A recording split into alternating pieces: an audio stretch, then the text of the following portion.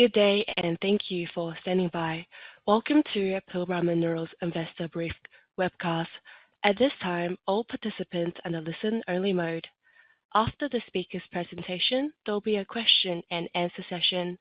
Please note, Pilbara Minerals will be only taking one question per person, with one related follow-up question permitted. To ask a question during the session, you'll need to press star 11 on your telephone. Please be advised that today's conference is being recorded. I would now like to hand the conference over to your speaker today, Pilbara Minerals Managing Director and CEO, Dale Henderson. Please go ahead. Thank you, Maggie, and thank you all for joining on the call today. I'd like to begin by acknowledging the traditional owners on the lands on which our business operates, the Whadjuk people of the Noongar Nation here in Perth, where we are undertaking this call from today, and the Nyamal and Gariyara people where our operations are located in the Pilbara. We pay our respects to their elders, past and present. Today marks an important milestone in our company's history and that of our friends at Latin Resources. Today, and together, we're excited to announce that we have entered into a binding scheme implementation agreement to acquire Latin Resources via an all-share transaction. This is a compelling transaction for both sets of shareholders, building out the base of Tier 1 hard rock assets, ultimately increasing production supply through an expected low-cost operating asset, taking place in an established and supportive mining environment in Minas Gerais, and bringing to the Latin Resources team the strengths of Pilbara Minerals, a leading hard rock lithium operator. Now, to take us through this transaction, I'm joined on the call today by our Pilbara Minerals Chief Development Officer, John Stanning, and I'm also joined by Latin Resources Managing Director, Chris Gale. We'll each take a turn as we speak to the following presentation. Now, please note that the important information disclaimers are on slides 2 to 4. Please read this through at your leisure. We'll endeavour to step through these slides, assigning roughly half an hour before going to analyst questions. Now, stepping to slide 5. This transaction has a compelling basis and is well-timed. It is an on-strategy, counter-cyclic transaction which provides us with a pathway to ultimately diversify our revenue beyond our base Pilbara asset. Pilbara Minerals know-how supports unlocking Salinas' project value by de-risking the development and supporting with funding. It is expected to be accretive to Pilbara shareholders across a range of metrics and delivers both shareholders exposure to a second Tier 1 hard rock lithium project. Also, providing Pilbara Minerals with the optionality to sequence this new supply depending on market conditions and customer requirements, and potentially diversifying into new growth markets such as Europe or North America. Lastly, this all-share transaction enables Latin shareholders to participate through the lithium growth journey with Pilbara, and it also preserves Pilbara Minerals' strongest balance sheet.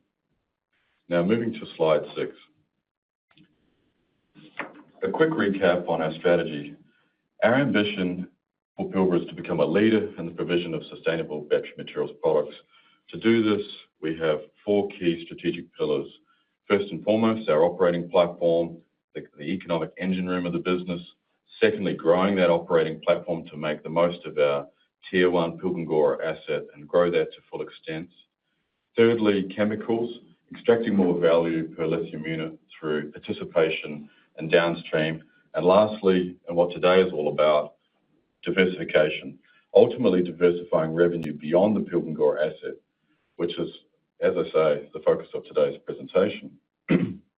Moving to slide 7. Excuse me. The lithium market continues to maintain its reputation as a volatile space as the industry continues to take shape rapidly. The industry is growing from a very small base. We have, of course, seen price declines over the past period following the record-breaking highs of 2022. However, the structural drivers shaping this industry remain intact. These are the energy shift, the adoption of new technology, and, of course, government stimulus. Now, the graph on the right-hand side of the slide details the investment in clean energy relative to fossil fuels over the past 10 years. This data is care of the IEA. Now, you can see the strong departure in 2019 through to 2024. And in 2024, you can see that 2/3 approximately of investment is expected to go towards clean tech, of which, of course, lithium is a subset or beneficiary of this shift. So the structural theme is undeniable. Now, the graph on the left-hand side here of benchmarks shows a forecast for lithium supply versus demand. And I draw your attention to the right-hand side of that graph at 2040, where there is a gap. And the gap between the top of the blue column to the green line is the equivalent of 19 Pilgangoras. Pilgangora, of course, being our base asset. Now, there is, to our knowledge, not 19 Pilgangoras floating out there. In fact, the major hard rock assets are but a handful. As such, to meet this expected long-term demand, a lot more projects ultimately need to come online to support this expected demand. As such, what we anticipate is it is the best assets like Pilgangora and now Salinas, which will come to market to form the base of this low-cost supply and low-cost stable supply, I should add. Hence, that's why we're here today, to take the opportunity to build out this base and join these great assets to serve this incredible market that we're seeing unfold before our eyes. Now, at Pilbara, we've consistently kept our focus trained on this opportunity, looking through these inevitable periods of volatility. Also, we remain focused on continuing to improve our position as a low-cost producer in the knowledge that these price cycles are inevitable. Now, as you'll see in the coming slides, this acquisition is a natural extension and is well positioned to become a low-cost operating asset. Moving to slide 8 for the transaction summary. Pilbara is to acquire 100% of Latin Resources by way of a scheme of arrangement. The transaction consideration is all shares within Latin shareholders to receive 0.0 Pilbara shares for each share that they hold in Latin. Based on the exchange ratio, existing Pilbara shareholders will own 93.6% of the combined group, and Latin shareholders 6.4%. Based on Pilbara Minerals' last closing price, the transaction implies approximately 20 cents per Latin share, which represents a 32% premium to the 30-day VWAP. The transaction has been unanimously recommended by Latin's board, subject to superior proposal and independent expert concluding that the scheme is in the best interests of Latin shareholders. Latin's board has signed intention statements to vote in favour of the scheme, and also Latin's largest shareholder, Jose Manzano, has also signed his intention, subject to the same conditions. The transaction is subject to, as I say, to customary conditions which are outlined in the scheme of implementation agreement attached in the ASX announcement we've released today. In terms of timing, we expect that the scheme meeting of the Latin shareholders will occur in November 24, with completion to follow shortly thereafter. I'd like to acknowledge the great work by the Latin Resources team. From discovery in late 22 to where they are today is only possible through a focused, passionate team that has the support of the local community. And that is exactly what we've come to learn as we've got to know the team and the project over the past 6 months. With that, I'm delighted to share that a number of Latin's key management have already signed on, including Chris, who will join us as a consultant for a period of 12 months to ensure the successful integration post-completion of the scheme and ongoing support for the project. Well done, Chris, for everything you and the team has achieved. On behalf of the board of Pilbara Minerals and the team here, we're excited to be working together with you and the broader team at Latin. Moving to slide 9. At last year's strategy day, we outlined our inorganic growth strategy framework with the overriding objective to diversify the revenue streams outside of Pilgangora. Now, in the interest of time, I won't step through each of these. However, I can simply state that we have a strong match with each of the parameters we are focused on. Now, it's worth highlighting that the timing of the transaction is counter-cyclical, occurring in a low point in the lithium price cycle. Now, the status of the project provides optionality to time development steps thoughtfully in response to market conditions, as is the history of Pilbara Minerals' expansion steps. Ultimately, we'll continue to align future production with the market demand, which of course is the benefit to both Latin and Pilbara shareholders. Now, with that, I'd like to hand over to Chris, the MD for Latin Resources, to take us through the benefits for Latin shareholders. Over to you, Chris. Thanks, Dale. Thanks very much. Good morning, everyone. First of all, I'm very excited, proud to present this transaction to Latin and Pilbara shareholders who are on the call today. I'm proud to attract such a high-quality partner in Pilbara Minerals to Latin and the premier jurisdiction of Minas Gerais, Salinas in Brazil. This transaction has been a result of a number of months of hard work by both our respective teams, and it's a very exciting time for Latin shareholders today.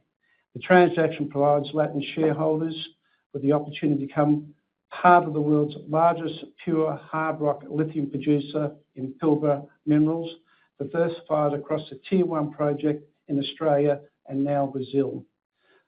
On to the Salinas lithium project. Our team has worked extremely hard to develop a Tier 1 asset, which is one of the key reasons that attracted Pilbara. It's a low-cost, low-capital and scalable project. The project is located in Lithium Valley in the state of Minas Gerais, Brazil, close to the operations of proven producers such as Sigma Lithium. Salinas has the potential to be a top 10 hard rock lithium asset globally, aligned with the quality and cost profile of existing Pilbara portfolio. Since our discovery in 2022, we've progressed the asset to PFS stage, released in September last year, and the DFS work is ongoing. The project is expected to produce 499,000 tonnes per annum on an SC 5.2 basis at a very competitive all-in sustaining cost of $536 per tonne and capital costs of just over $250 million.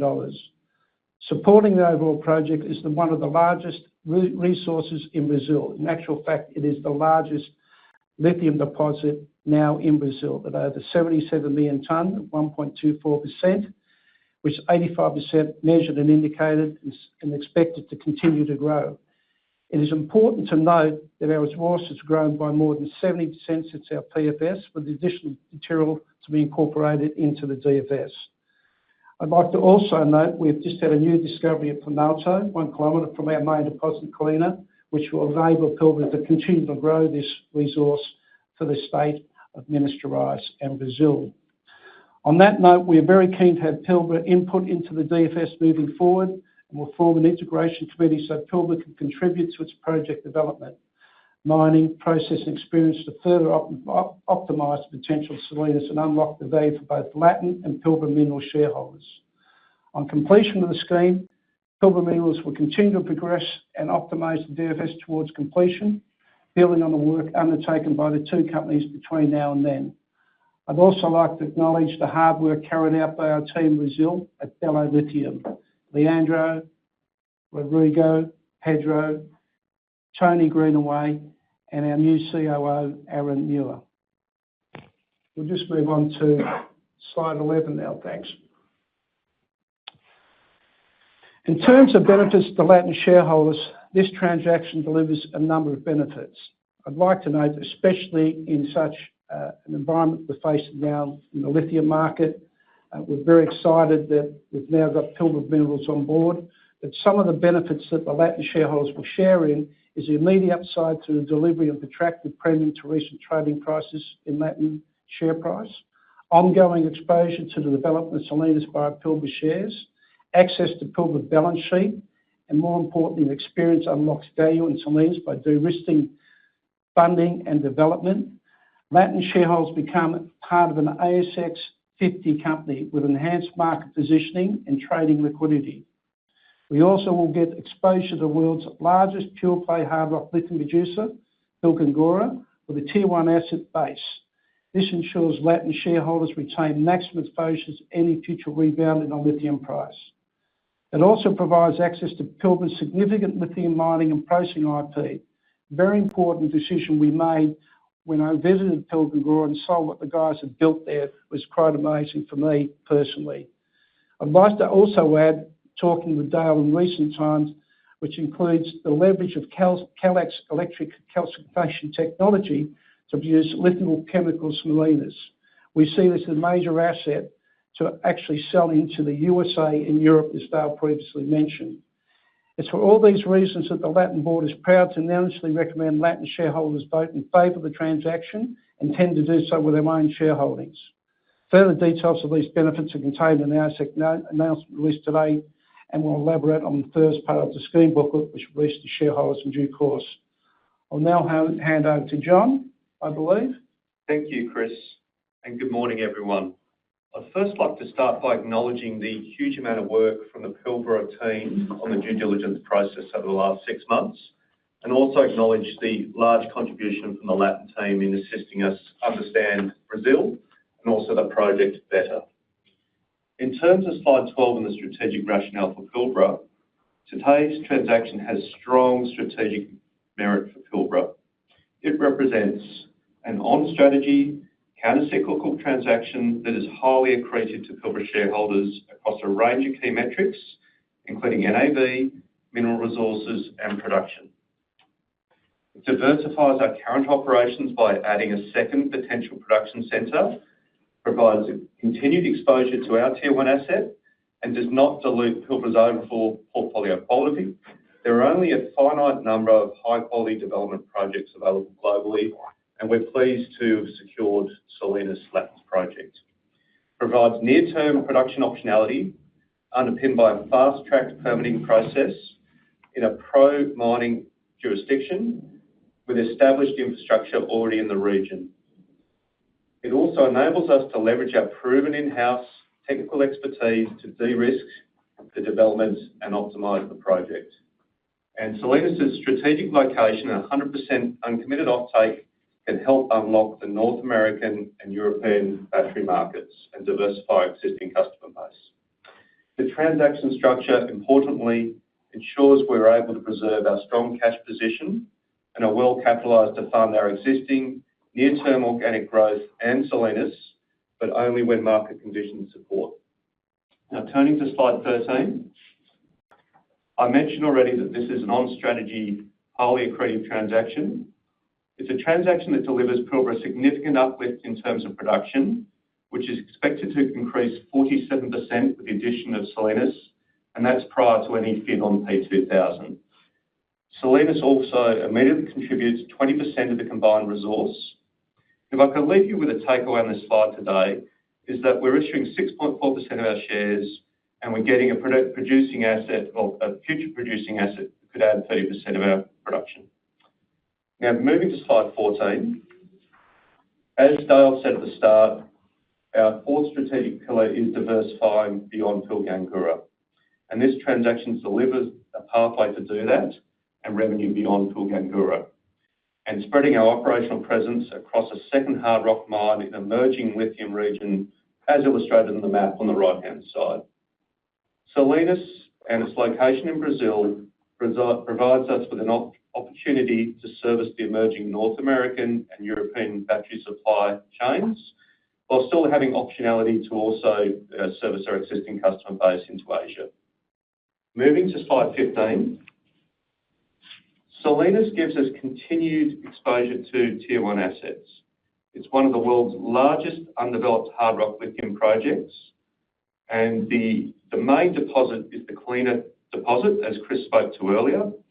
The majority of the resource is there, but there are also a number of prospective targets, as Chris spoke to before. And there's been a significant amount of drilling completed at the project to date, with a resource base that has grown rapidly, as you'll see in the bottom right chart. This has resulted in a high degree of confidence in the resource, which sits predominantly within the measured and indicated category, as you can see. And as part of our due diligence process, our team has completely remodelled the resource to ensure comfort for that.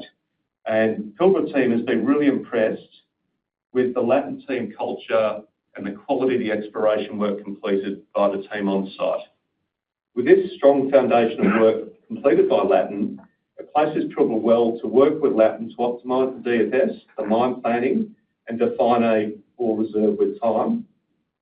Now, moving to slide 16. We mentioned earlier that Salinas is a top 10 development project, and this is helpful on the chart of framing that. On the right-hand side, the chart shows that in jurisdictions out of Africa where this project sits. Sits favourably among other Tier 1 projects, and with Kathleen Valley now moving into production, it is expected to be the largest producer of all the advanced stage development projects that have disclosed current production estimates. Moving to slide 17. Over the last 24 months, the Pilbara team has completed extensive opportunity screening of well over 100 projects across multiple continents. Drilling down into Brazil, we've completed a lot of work over the last 6 months on Brazil and Minas Gerais as a state, and rate it very highly as a mining jurisdiction. Brazil has a large and established mining industry, as shown on the page. The Salinas project is located in Minas Gerais, which hosts the third largest economy in Brazil and is home to over 300 operating mines, with many global mining companies operating in country, with the logo shown on the right, and including a number of existing lithium operations, which I'll come back to. The government is pro-mining and actively seeking to develop the lithium sector, as Chris mentioned earlier. This is demonstrated by Latin recently signing an MOU with Invest Minas, a government agency. Now, the MOU is about helping to fast-track approvals for the development of Salinas and collaborate on building a lithium sector in the state. The approval process and support from the local government is a key advantage of the region, and with Latin adopting the same fast-track permitting process as the nearby Sigma Lithium has completed. Moving to slide 18. We thought it would be useful as we went through our screening process to help contextualise Minas Gerais as a region and compare it against WA, which our existing operations are located. As you can see, Minas Gerais does have hundreds of operating mines, underscoring the scale of the mining industry that has already been established there. Further, we believe that Minas Gerais compares favourably with WA in terms of costs, permitting timelines, power, and access to skilled labour, all of which we've closely analysed as part of our due diligence, and a key criteria we looked at when assessing the attractiveness of the region versus other regions we also look at. Moving to slide 19. With a number of operating mines in the region, Minas Gerais is well served by existing infrastructure, roads. There are existing sealed roads providing access to near sites, the town of Salinas, and there are industrial roads through which concentrate can be trucked to the port. With power, that is one of the most important advantages we see the region. The region is backed by hydro grid power, with Latin having access to this. This is a key benefit from both an ESG and a cost perspective. In terms of water, Salinas has access to a sustainable water supply coming from a proximal dam, and further on water, as part of the PEA and now the DFS, dry stack tailings has been the base case, and which is really important as part of the permitting process. And moving to the port, the port of Ilhéus is around 520 kilometres away from Latin. Has been identified by Latin as the port option. There are other port options, and our team has been to this port, inspected the facilities there, and are happy with what they see. Moving to slide 20, near-term production optionality.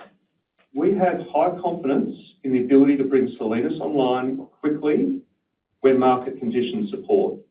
Having observed the recent success of Sigma Lithium, which has an operation 75 kilometres from Salinas, now Sigma and its project was permitted and constructed in under 2 years. It provides a good template for Salinas and Pilbara with Latin. Latin completed the PEA in September 2023, as Chris mentioned earlier, and recently announced a major mineral resource upgrade, 60% more than the prior resource used in the PEA.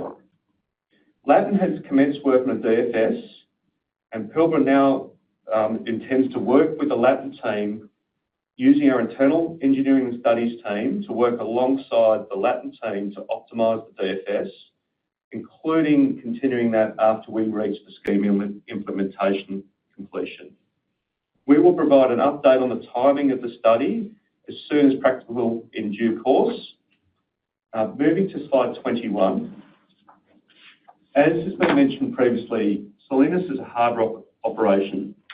The key benefit of this, it allows us to leverage our existing technical expertise in hard rock development and operation for the benefit of both sets of shareholders. In terms of mining, Salinas has been designed as a single open pit mine, which is amenable to drill and blast, similar to our existing Pilgangoora asset. Further, with a big mining presence in the region, there is a skilled local labour force and an array of mining contractors. Our team has visited a number of those contractors.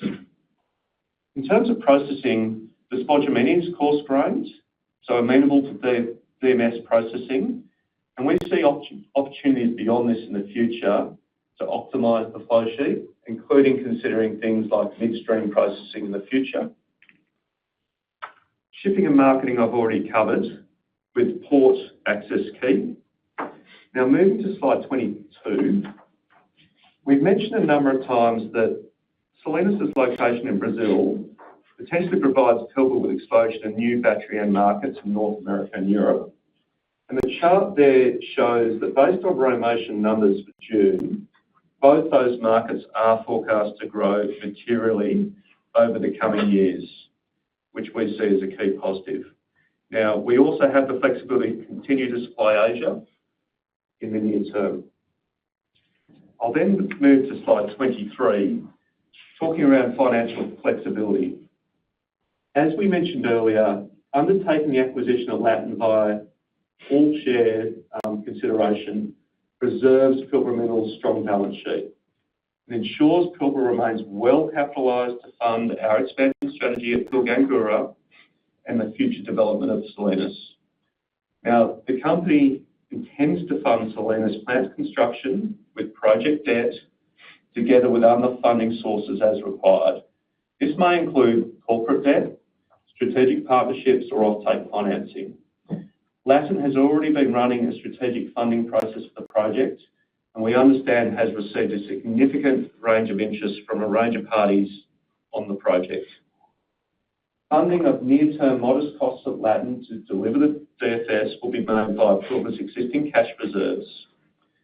Pilbara is in a stronger position to fund the project in a more efficient way than Latin, given our size, but we will only do so in terms of go-forward development when the market conditions support. Our strong balance sheet continues to position Pilbara well relative to peers both locally and globally. And on that note, I'll hand back to Dale for concluding comments. Thank you very much, John. To conclude, this is a great transaction, well-timed, with a suite of strong benefits for both groups of shareholders. Firstly, on-strategy, counter-cyclic transaction, which provides a platform to diversify our revenue beyond Pilgangoora. It helps unlock the Salinas value by de-risking funding and development. It's expected to be strongly accretive to Pilbara shareholders over time across a range of key metrics. It delivers both sets of shareholder exposure to a second Tier 1 hard rock lithium project, provides optionality to sequence new supply based on market demand, including into new markets such as Europe and North America, as John mentioned, and is an all-share transaction which enables Latin shareholders to participate in the ongoing project growth journey for Salinas, whilst also participating in the growth journey of lithium more generally through participation in the Pilbara Minerals business, whilst also preserving the strong balance sheet of Pilbara Minerals. So a great set of benefits flowing out of this transaction.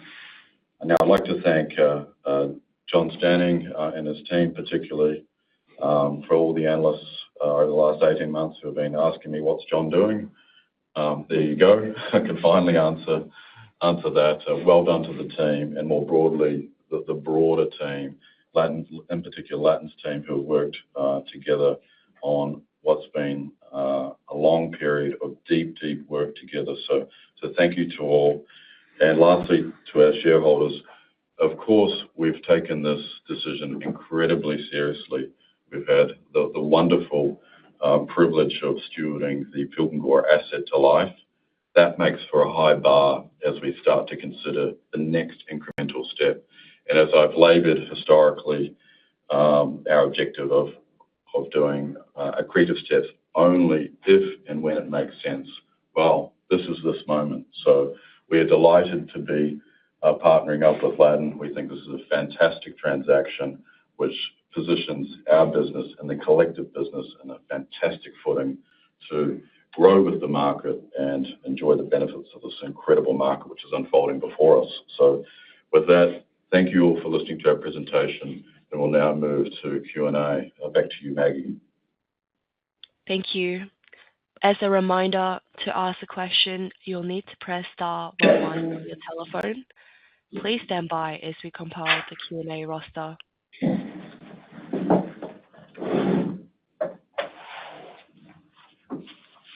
Our first question comes from the line of Kaan Peker from RBC. Please go ahead. Thank you, Dale and team. Appreciate the questions. I just wanted to understand a little bit around the transaction. It was good to hear that there was some due diligence done on the resource modelling. But just wanted to sort of get a feel if the transaction makes sense without the tailings product, and also the flow sheet design and processing. What due diligence was done on that? Thanks. Sure. I'll offer a comment, and then John can add to it. And thank you for your question, Kaan. So it's fair to say that our due diligence has been extensive, looking at all the information that the Ladin team has generated, and we've deployed our best in our business as it relates to the resource understanding, the processing, and plus evaluating the infrastructure and the corporate elements. We have, as you expect, left no stone unturned. As it relates to the process itself, the economic case is compelling as in terms of what the Ladin team has pulled together. It's not dependent necessarily on selling tails or anything of that sort.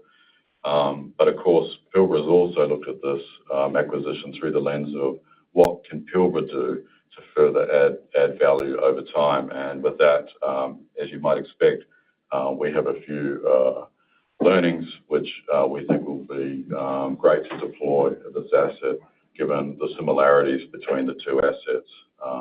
So with that, I'll hand to John for any additional comments. Yeah, thanks, Dale. In terms of the question on the tailings products, Pilbara Minerals has done a lot of due diligence, including having our key engineering and studies team being involved in the met and processing side. We have done some of our own test work as well. In terms of the DFS provides us the ability to optimise the flow sheet and the processing. We would probably see a slightly different product in terms of where we think that gives us the ability to blend that product in. But the DFS allows us to optimise with the Ladin team the ultimate products. Cool. And maybe just to follow up, I think one of the key aspects that Phyllis has indicated was a de-risking of funding, but also talking about consideration of timing with regards to market. And I think the studies sort of indicated first production by 2026. Can we maybe talk about those sort of conflicting aspects? Yeah, sure. Thanks, Kaan. So for the collective team, the focus has, of course, been about the merits of the transaction and getting set up such that ultimately we can navigate this asset to market. As to the specific timing, well, of course, there's some flexibility around that, and we will give that deep consideration in the coming months. And obviously, once the transaction completes at the end of the calendar year, we'll have a much more definitive view of the go-forward timing.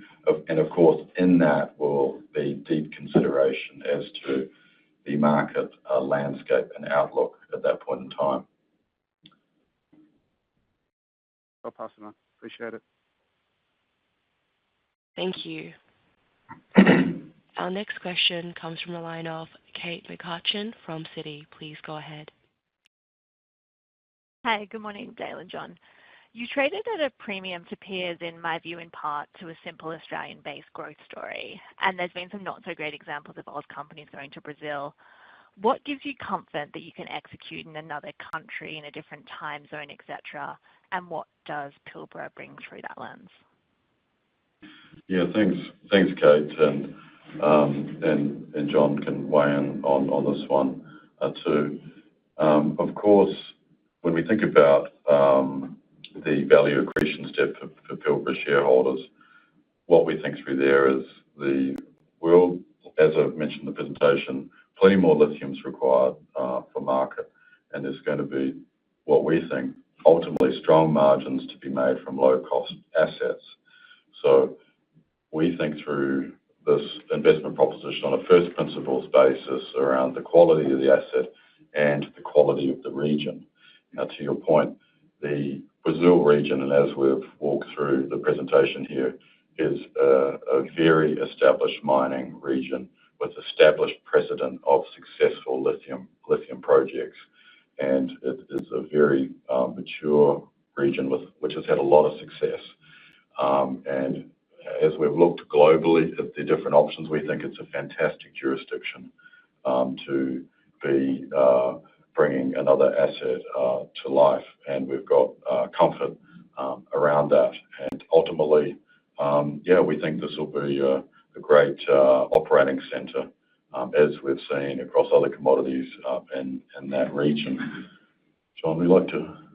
I'd make a couple of observations, and we have focused deeply on this question because we acknowledge that there haven't always been success stories with offshore acquisitions by Australian companies. I think when we look at this and the diligence we've done, it starts with a project, and we need to be comfortable with the quality of the project, and we're comfortable with the quality of the project. But importantly, we're not acquiring an operating project here. We're acquiring a project that is still in the DFS phase. So it actually allows our in-house engineering and studies team to work jointly to actually engineer and design the project the way that, from all our learnings, bring all our learnings on board.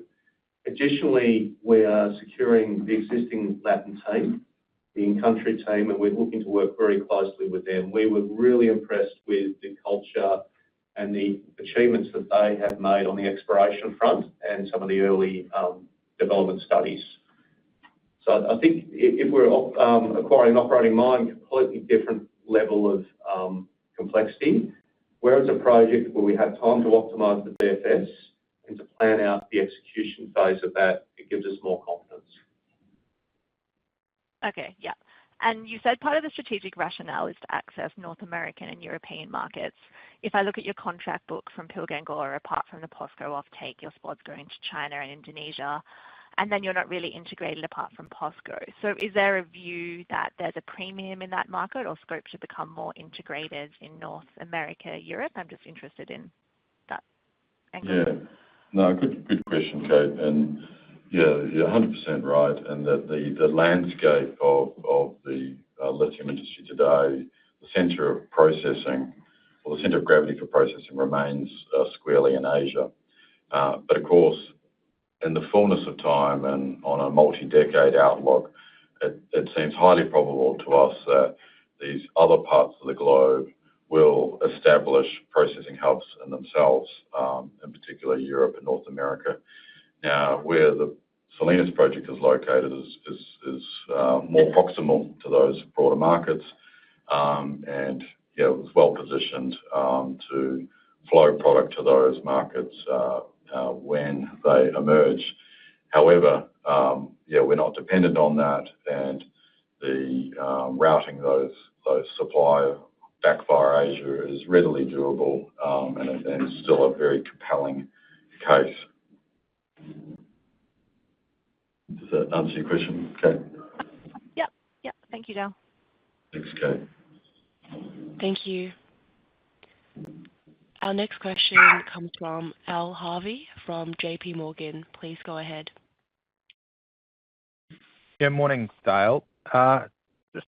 Might ask the sequencing question a little bit differently. I suppose You presented your strategic pillars there earlier. One of your key strategic pillars is to get the most out of Pilgangoora, and kind of makes sense with the P2000 expansion. I guess just trying to understand how we weigh up that against the diversification pillar that I suppose you're addressing with the Latin deal today. And I suppose in a roundabout way, how you're thinking about sequencing those two projects relative to those strategic pillars. Yeah, good question, Al, and we'll provide more insight around sequencing in the coming months as we do more work and get through the completion of the transaction. But the broad premise and the way we've thought about this is the world needs a lot more lithium. It's going to come from low-cost assets. Pilgangoora is going to be part of that supply, but so is Salinas. And Salinas is booked into the supply models of most analysts, so it's already expected to come to market. And for Pilbara, it'll be a question of timing that sensibly. And we will obviously look to bring both to market in time, but we will sequence that thoughtfully based on the specifics of each of those assets. And in all cases, we'll make sure it's optimised for the benefits of our shareholders. Yeah, understood. Thanks, Dale. Just a quick follow-up. You announced the resignation of the COO last week. I know you promoted a team member to the EGM of Ops up to the exec team. I guess I'm just trying to understand, is there a need now with the acquisition to think about a COO replacement? And if so, kind of how you're thinking about what skills you might be focusing on there to attract into the team. Yeah, sure. No, thanks, Al. And obviously following the COO's resignation, and as per the announcement, Brett McFadgen's stepped up to the executive general manager role. So I'm delighted with what Brett's achieved at the site, and very capable senior leader, which we have full confidence in taking carriage of the broader operating mandate at Pilgangoora. But as you say, as to this acquisition today and the need for potentially broader leadership, well, the good news there is, and as John and Chris has mentioned, we have the leadership team from Latin joining the Pilbara ranks, and so we are well supported in that regard, certainly in the near term as we think about the current needs of that project. So we feel we're in very good standing to take carriage of both assets at the same time. Thanks, Dale. Thank you. Just a moment for our next question, please. Next, we have Tim Hoff from Canaccord. Please go ahead. Thanks, guys, and congratulations to all involved. Perhaps one for Chris. Just looking at the transaction and I guess the discussions you had on cash versus stock consideration, and obviously there's a pretty clear reason why I think stock has been selected, but just to talk us through some of that. Hi, Tim. Yeah, thank you. So the question is accepting Pilbara shares rather than cash? Yes. Yep. Yeah, look, I think the bottom line is in this, Tim, is ultimately this transaction means believing in lithium and lithium's future. And if you believe in lithium, you believe in the lithium future, electrification and the decarbonation of the world, you've got to believe in Pilbara Minerals. Pilbara Minerals, I've been to site, I spent a lot of time with the team over the last few months, extremely,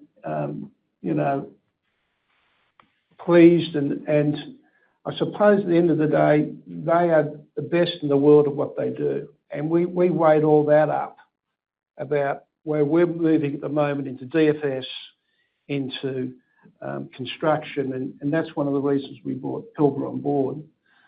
Getting to the question of accepting the all shares, all scrip transaction is that I think that what we're effectively doing is swapping out very good paper, very good undervalued paper of that resources into excellent undervalued paper with Pilbara. And I think if our shareholders actually have a look at over the last year, and certainly over the last 2 or 3 months, most lithium companies have really suffered as a result of the downturn in the lithium sentiment. So I am more than happy and would prefer to accept, personally, being one of the largest shareholders, to accept Pilbara paper in lieu of cash at this time. Pilbara's got a great future. They've got an even brighter future now with Latin Resources asset in Brazil. And I just think this was the best thing we could have done, not only from an operational point of view, but also from accepting this bid from Pilbara and taking some great paper moving forward into the future. I tend to 100% agree on your points there. Perhaps one thing, digging into the asset, noting the PEA was done on a smaller resource base. I guess, is that an area where we'll look to see to get an update on that, or do you think it's really a recut of the entire sort of project going forward?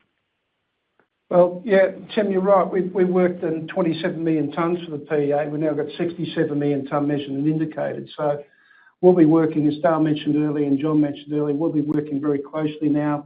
We'll start integration on Monday with the team, with the Pilbara team, and we'll work through that and work out how the DFS looks moving forward, especially with this new resource upgrade. So it's work in progress, and you'll see over the coming months what we intend on building and developing around the DFS. And just to add a little bit of additional colour there, Tim, we are very much excited about where this project could ultimately head to. I think the Latin team has done a fantastic job in such a short period from discovery and the resource growth. They've wasted no time getting runs on the board. We've flown some of our best in the business over to site and looking at their team, walking the ground and talking through potential opportunities. And I think what's flowed out of that is some great ideas and some learnings we're looking to transfer over time. And I think one of the nice things over this past 6 months period is the getting to know each other, the two respective teams. There are a lot of common ground. There's some deep respect, and through that process is actually part of what has attracted both groups to ultimately end up where we are today. We think it's a great asset, a great region, and looking forward to combining powers to see where we can take the asset. Likewise. Well done, guys. Thank you very much. Thank you. Our next question comes from Rob Stein from Macquarie. Please go ahead. Hi, team. Thanks for the opportunity. Just one strategic question, sort of touching on a previous question. So now we've got actual competition for capital in the Pilbara portfolio, and some analysts, not naming names, but some analysts were quite critical of the P2000 and the addition of volumes into the market. This inorganic strategy obviously plays a different way to grow and effectively grows the company without that sort of market destruction. Can we expect more of the same? And does this increased competition for capital actually drive efficiency within the Pilbara portfolio in how you look to grow? Yeah, g'day, Rob. Thanks for the question. I think the way to think about this is an increase in the options available to Pilbara, and Pilbara, retains control of our destiny. And so we've got more options at our disposal, and we can control ultimately the timing and progress of these legs of expansion. And if anyone's looking for any comfort around this fact, they should look in the rearview mirror of Pilbara's journey, which has been one of methodical, careful expansion steps with deep thought, thinking around our capital position, information whilst an outlook to the market, and further thinking deeply about the right partners of choice and what they bring to the table. And within that category, obviously, we'll continue to explore that. So the way to think about it is will be more of the same. And of course, this is all in service for this great opportunity, which is the long-term prospects for the lithium market. Now, I appreciate that this step today is actually in stark contrast with some of our peers out there who are retreating, et cetera, and taking the choices they need to take for their business. Well, in Pilbara's case, we've been patient, we've been careful, and we are doing what we think is best for our shareholders, which is this counter-cyclic, accretive transaction that we've announced today. Thanks, Dalen. As a follow-up, just with the balance, the scrip bid and the balance sheet flexibility, noting the quoted capital intensity of the projects, how should we think about returns going forward? Obviously, this one doesn't burn up that big, nice cash stockpile you built. Obviously, we're at the market low here, and you do have dry powder, so to speak. Can we expect you to continue to act counter-cyclically and tie up resource now that you're obviously a key market player, one of the biggest independent producers? What you do does matter, and is important for the lithium market. Can we expect to see more of the same? Well, good question, Rob. We wouldn't want to reveal too much, other than to say we'll be consistent with our strategy.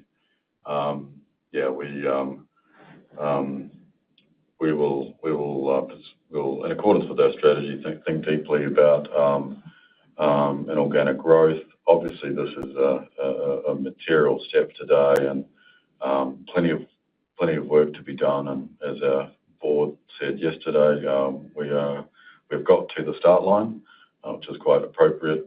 We've got the transaction work to step through, and ultimately more work to be done on development. So we have plenty on. So I don't think we'll be doing anything too shortly, but who knows? Thank you. Thank you. Just a moment for our next question, please. Next, we have Ben Lyons from Jarden Securities Limited. Please go ahead.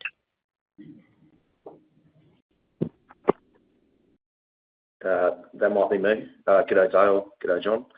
It's Ben.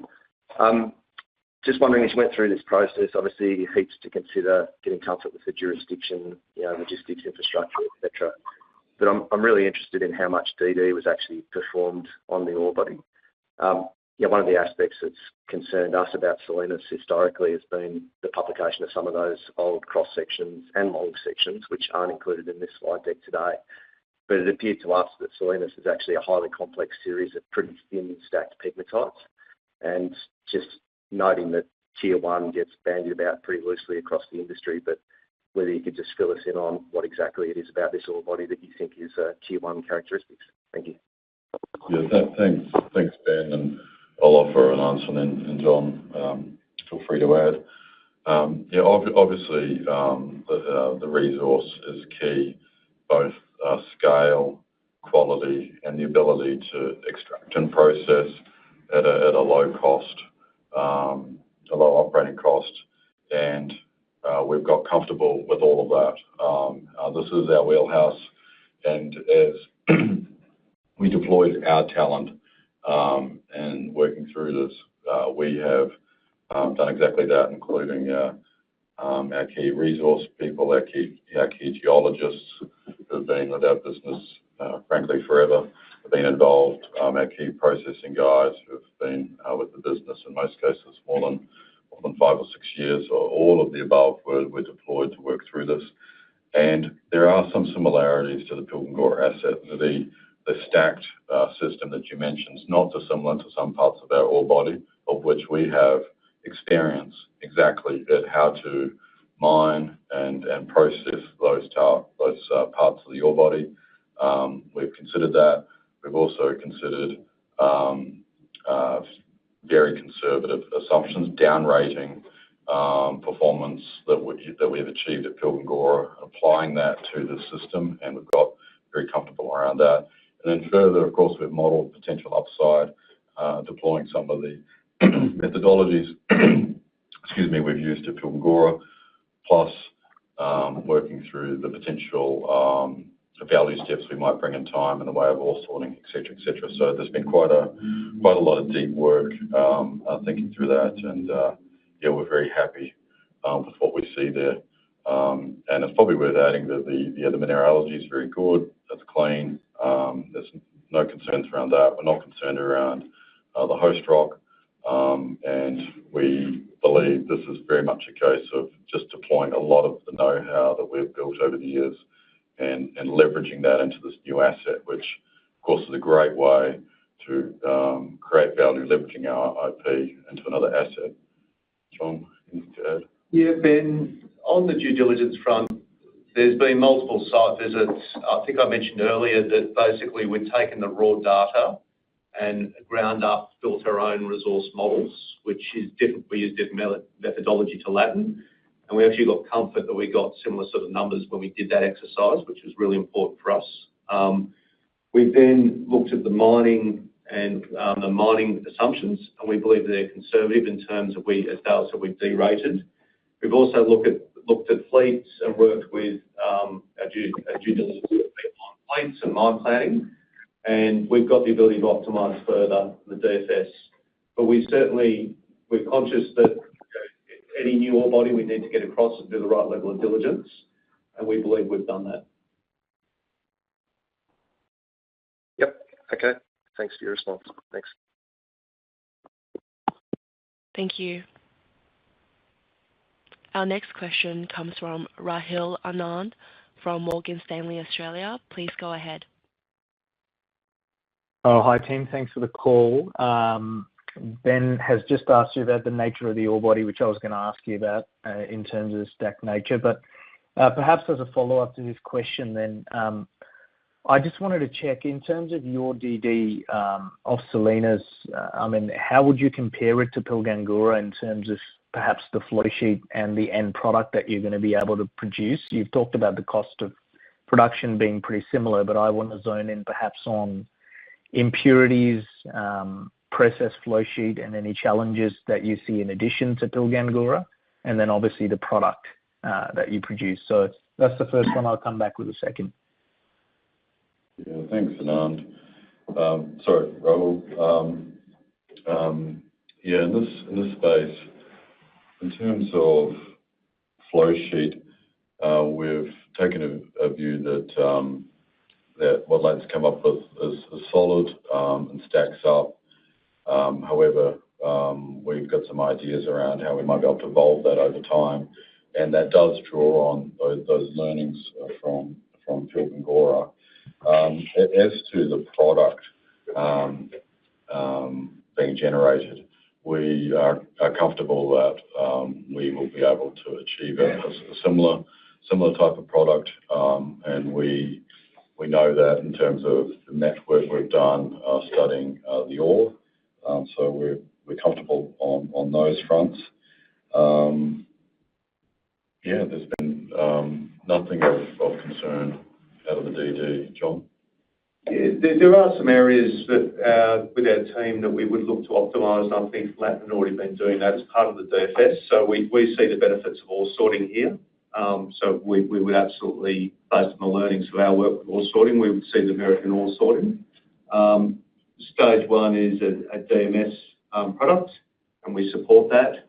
And over time, there's abilities to look at what else could be produced from the project, including midstream wind power is 4 to 5 cents per kilowatt hour, hydropower, green power.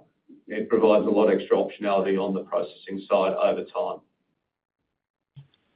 Got it. Okay. Look, for my follow-up, I just wanted to come back to the strategy question and not labour the point, because you've obviously talked about how you're going to think about capital allocation to Pilgangoora and your latest acquisition here today.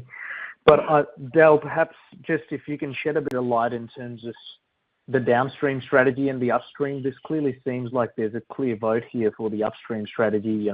You're coming in with a fair bit of confidence, and you've made a very quick decision and gone ahead with it, whereas you've obviously been much more calculated in terms of the downstream. And I just wanted to perhaps get your views. Is it fair to say that this is a vote towards the fact that the downstream is probably a bit too tough, and upstream seems to be the way to go for you as well? And perhaps, what you have in the downstream now with POSCO is where we end up in terms of the long term? Yeah, thanks, Rahul. No, I wouldn't go with that sort of takeaway. Probably the first thing to say is that this wasn't a quick decision. Chris can attest to that. We've got to know each other over quite some period, and John and his team, as he mentioned earlier, looked at over 100 odd projects.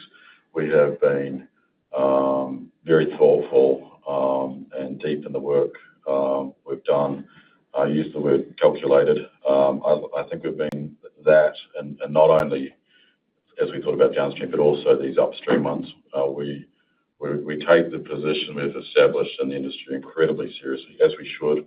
We want to make sure that any growth step is spot on. In order to do that, there's a lot of hard graft and work to be done. So what you see here is a product of that.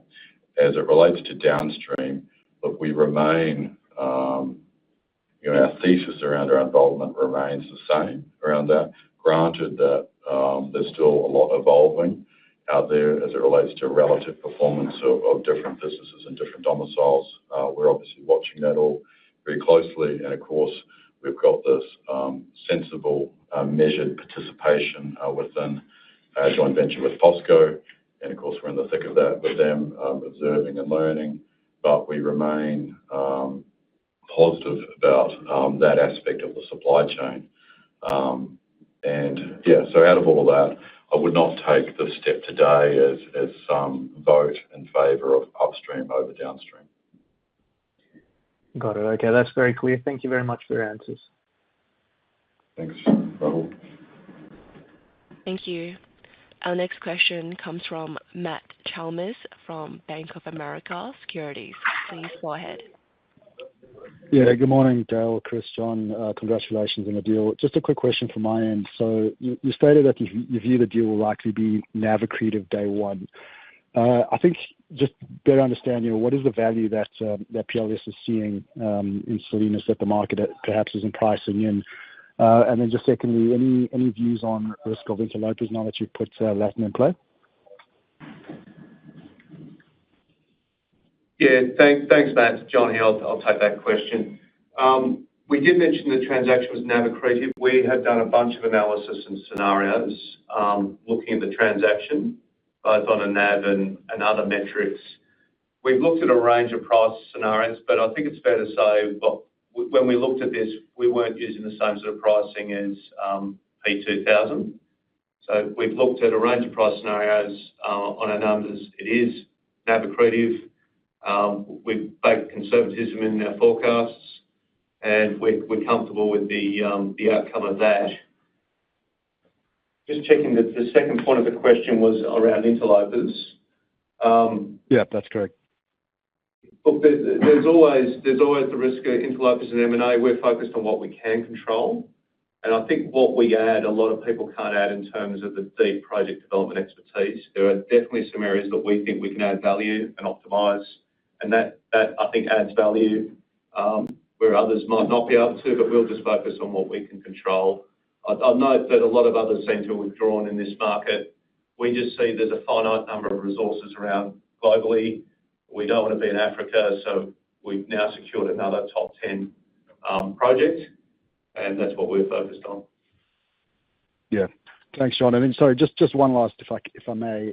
Just going back to Ben's point around the definition of tier one. Is there a structured classification or screening criteria that you use in order to determine what is a tier one asset? Yeah, good question, Matt. Can I answer that? It's Chris here. Our definition of a tier one asset is the ability to produce 100,000 tonnes of LCE per year for a minimum of 15 years. And that that is what we've seen as a general rule of thumb throughout the last couple of years. And I've always spoken about this because, the ability to be able to do that means you have to produce around 800 to 900,000 tonnes of spodumene concentrate per year. And we believe our asset has the ability to be able to do that. DFS is not out yet. The PEA is out. But remember, the PEA had a 27 million tonne resource. We now have a 67 million tonne. So in my view, a tier one, and it's a great question because everyone asks what's a tier one asset. That's what we believe a tier one asset is. The ability to produce 100,000 tonnes of LCE per year for a minimum of 15 years. And is there a unit cost element to that, Chris?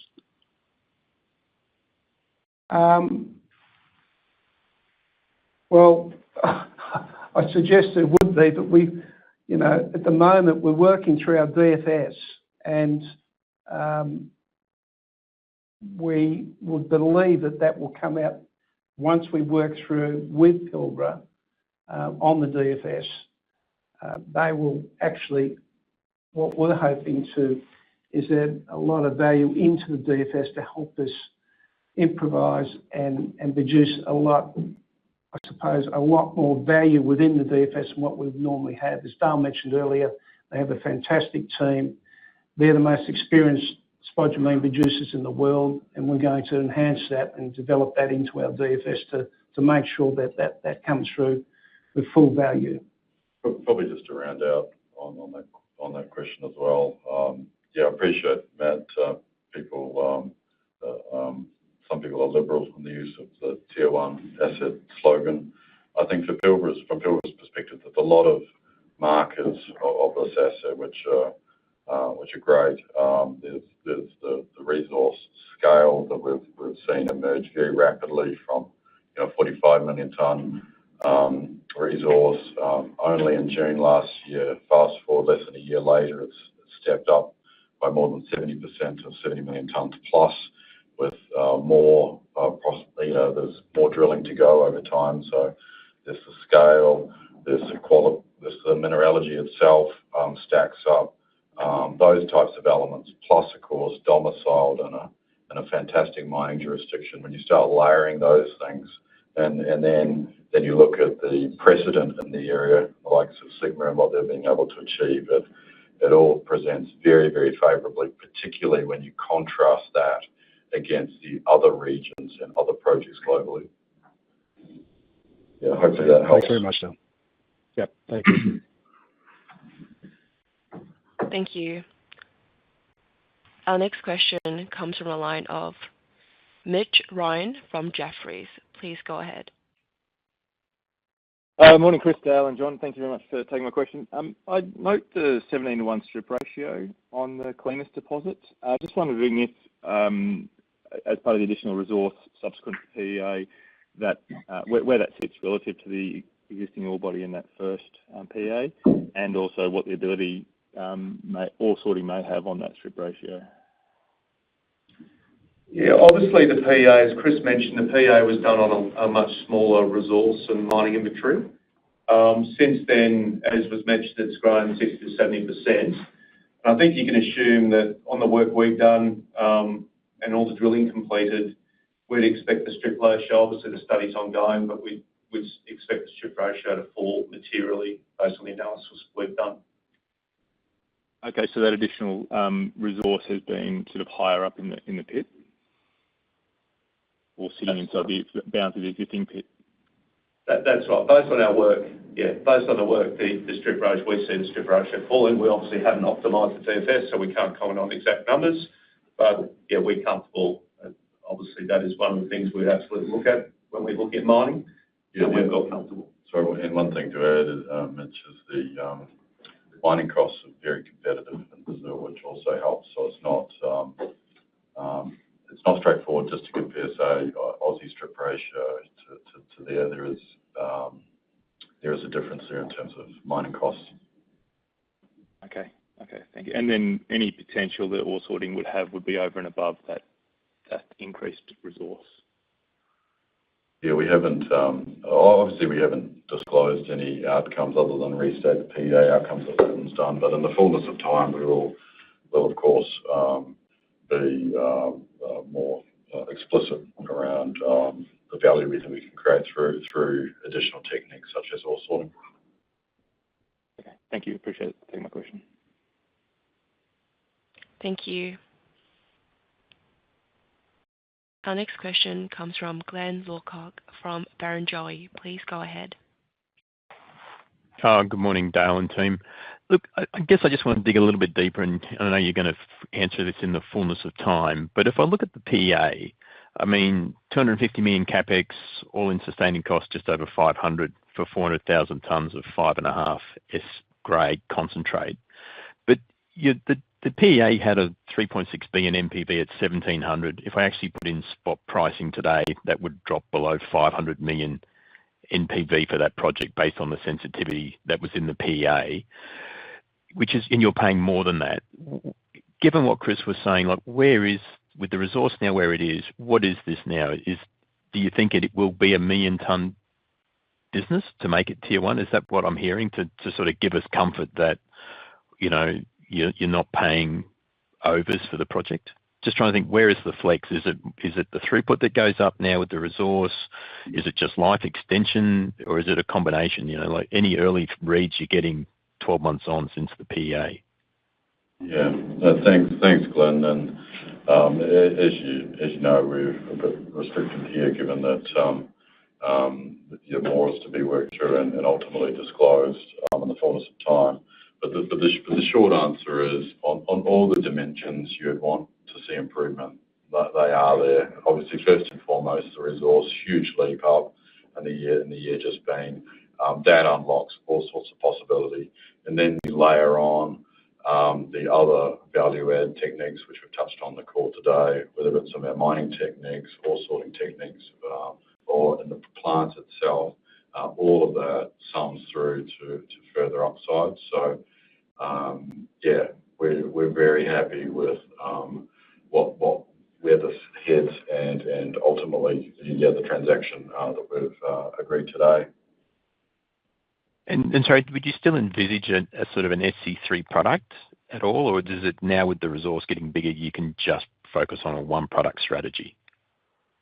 Yeah, the work we've done, Glenn, we're probably less inclined towards the 3% product as an option, but it's more, I think it allows us to blend in that product. And there's some of our processing work we'd look to do as part of the DFS with the fraction in other areas. I think that would probably change in our view, but we still need to do the work. All right. Thanks very much. Thank you for all the questions. This concludes our Q&A session. I will now hand the conference back to Dale Henderson for closing remarks. Yeah, thanks, Maggie. And thank you, everyone, for dialing in today. Today's a historic moment for both the Latin Resources business and Pilbara Minerals business. We're delighted to be partnering up with this transaction. We're excited about this accretive extension to the Pilbara Minerals portfolio, and we remain excited about the long-term prospects of this industry, and this asset's going to be a key part of our growth journey moving forward. So thank you all for dialing in, and we look forward to updating in the future. Thank you. This concludes today's conference call. Thank you all for participating. You may now disconnect.